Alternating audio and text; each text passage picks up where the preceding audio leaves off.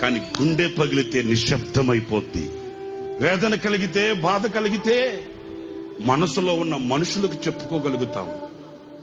కానీ మనసులో ఉన్న మనుషులే గాయాన్ని రేపితే ఇంకెవరికి చెప్పుకుంటామండి? వింటున్నారా నేను చెప్పే మాట?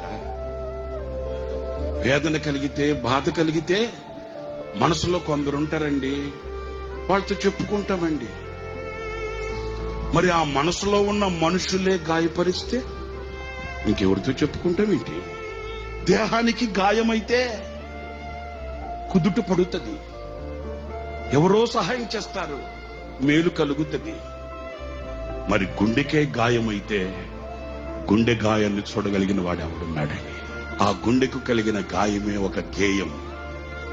ఆ గేయమే ఈ సంవత్సరానికి మనం దేహమందు గాయమైతే కుదుట పడును కదా, గుండె గాయము గురుతు పట్టిన నరుడు లేడు కదా.